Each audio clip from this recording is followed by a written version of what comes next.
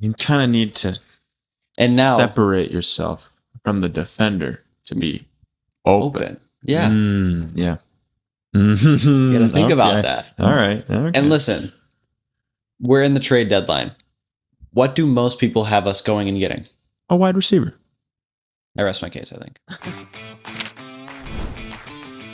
Hello, everyone. Welcome back to another episode of the podcast, Field Goals and Forecast, presented by AfterThought Sports, now on WSVU 88.3 FM, The Buzz. I'm Ryan Adio, alongside my great co-host, James Derrick, for another week of NFL action. Week 9 has just passed. Week 9, I'm pretty sure, at least. Yeah. And we've got a good episode cooked up for you guys here. We're going to talk about some trade deadline news. Mm-hmm. We'll get into our field goals of the week, the good, the no good, the not even close. Mm-hmm. And, of course, the extra point as well, a bit of this trade deadline. Yeah. And then fantasy starts and sits. We've been pretty good with that recently. No, just you. All right. Been all right with it recently. And our forecast for next week and our locks of the week as well. So stay tuned for that. But let's jump into the Buffalo Bills and what happened this weekend, where they take down their rival Chiefs in the regular season for the 5th straight regular season. They won 28-21. I was aiming for double happiness by picking the Bills, and you did say that. Yeah. I hit double happiness this weekend, which was huge because this weekend blew. Sorry. Yeah. Continue. Fair enough. Not even close. Bills, Josh Allen bounced back, I would say. Had a pretty good week. Not really bounced back, but, was more in the game plan this week. Mm-hmm. 23 of 26, 273 yards, a touchdown, 6 carries, 19 yards, 2 touchdowns. Most rushing touchdowns by a quarterback in NFL history.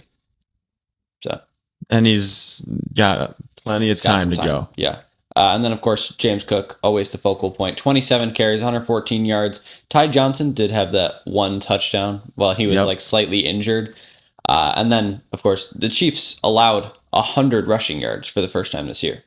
Yeah, I told everyone to sit James Cook. I mean, holy airball. He literally, if he wasn't just a little banged up before that Ty Johnson carry, it was not even close. But, But 27 carries, that'll do it. Fine.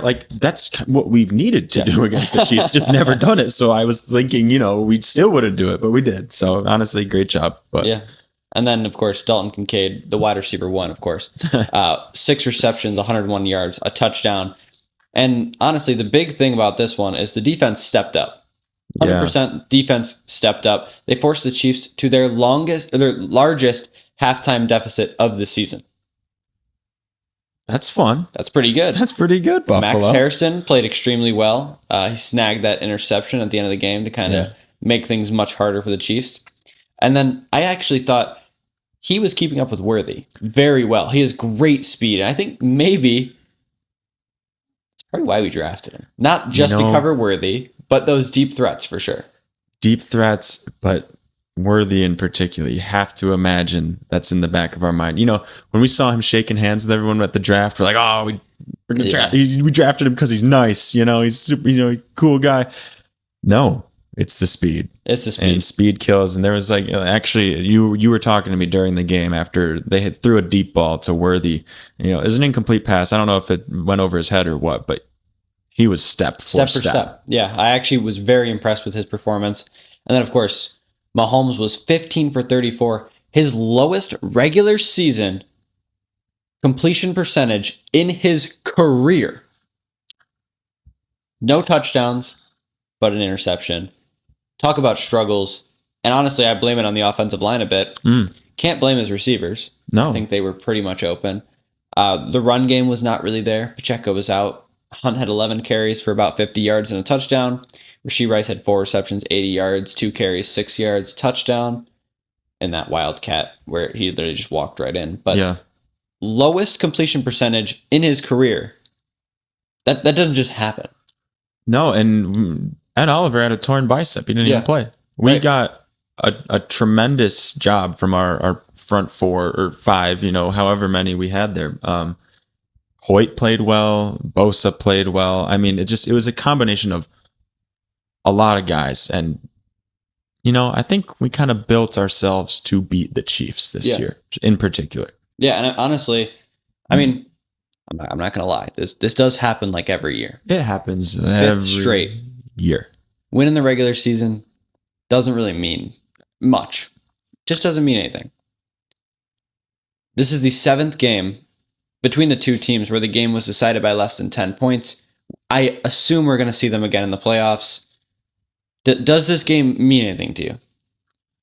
It shows me that we can run the ball on anybody, really. I guess that's true. Kansas City, like you mentioned, hadn't allowed a 100-yard rusher all season.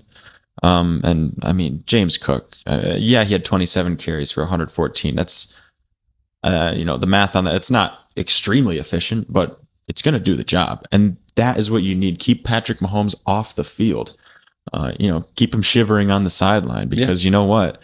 Playoffs, it's going to be cold. And, the less he's throwing the ball, 15 for 34. The strategy was working. Yeah, absolutely. And then getting away from that game, I won't lie to you. That's fine. Let's talk about the Bills. Let's talk about Keon Coleman. I want to have the conversation with you.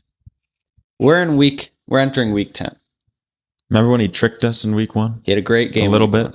We were still week 1 and I said, I'm going to need to see a couple more of these before I can say, okay, he's legit. And he hasn't had any game near that standard. Steve Smith, wide receiver for Carolina, longtime receiver from Carolina, now an analyst. And I'll be honest, he's usually pretty good about receivers. He's pretty good. He advises teams on receivers. They call Steve Smith. They say, Steve, what about this guy? Goes on his podcast, says he ain't the guy. He can't get separation, can't get out of the jam, doesn't have it. You can't teach a dog how to bark. You either got it or you don't. That hurts. Totally correct, though. I'm not the biggest fan of Keon Coleman. I will say I've got a little bias coming into this. When the Bills drafted him, I thought the exact same thing. I said, just can't get separation. He can't get open. He's not going to be our guy. And now he has the lowest separation in the entire league versus man coverage. Minimum 100 routes.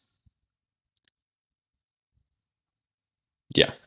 You kind of need to separate yourself from the defender to be open. Yeah. Yeah. You gotta think about that. All right. Okay. And listen, we're in the trade deadline. What do most people have us going and getting? A wide receiver. I rest my case, I think. Unless there's anything you got to say, I rest my case. Oh, no, dude. I think Keon's just going to be our wide receiver of the future. We should extend him for 14 years and pay him $400 million.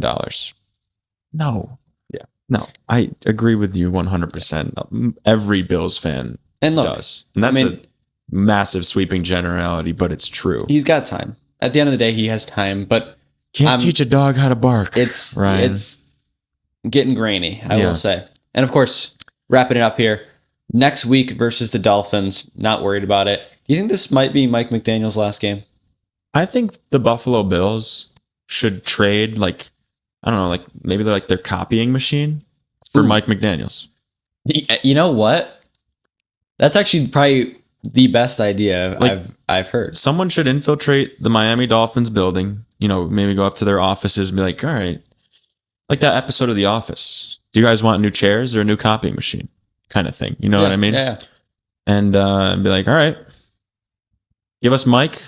We'll give you whatever you want. Chairs or a copier. Both even. Both. New chairs and a new copier. You give us Mike McDaniel. Would not be the first time that a major four sport has traded like a copier for a player. So yeah. Or we a coach. We talked about that on Above the Rim. I forgot who that was, actually. It was someone from the Suns, but